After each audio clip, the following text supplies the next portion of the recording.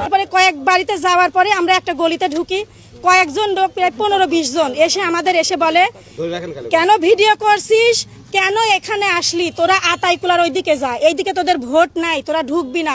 আমরা বললাম ভোট চাওয়ার অধিকার আমাদের সব জায়গায় আছে। ওরা বলে না, অধিকার নাই, এটা আমার নেতার এলাকা, নেতার বাড়ি, এইদিকে আমরা তোদের ঢুকতে দেব না।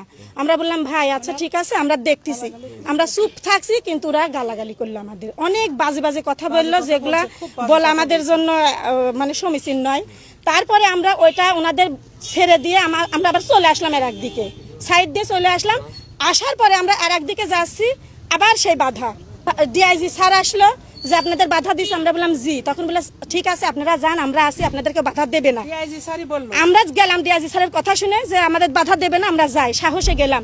যাওয়ার পরে সুলতান ভাই আসলো, আসার পরে যাকে মারছে সে বলল যে আপা আপনারা আজকের মতো চলেই যান, আমাদের দরকার নাই। বললাম আচ্ছা ঠিক আছে। বলার পরে পিছন থেকে প্রায় 8-10 জন অটো করে আসছে, এসে আমি সুলতান ভাইয়ের কাছে আপার আমি দাঁড়াই আছি, এসেই সুলতান ভাইকে ঘাট ধরে নামাইলো ওই হুন্ডা থেকে।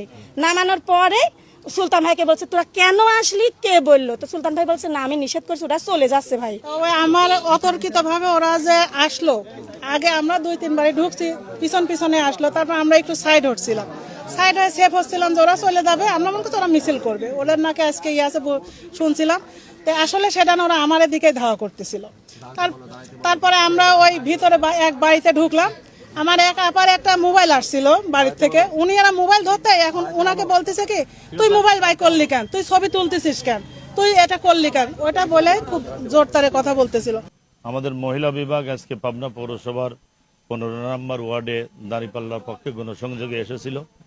আসার পরের থেকে 3 দফা মহিলাদেরকে বাধা দেওয়া হয়েছে, লাঞ্ছিত করা হয়েছে।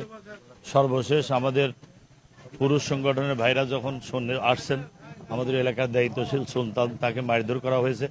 আমি প্রশাসনকে অনেকবার অবহিত করার পরেও তেমন কোনো ভূমিকা পাই নাই। এমনকি এখানে আসার পরে যারা সন্ত্রাসী, যারা মারতেছে, তাদের দিকেই তারা তাদের নিরাপত্তার জন্যই দাঁড়িয়েছিল।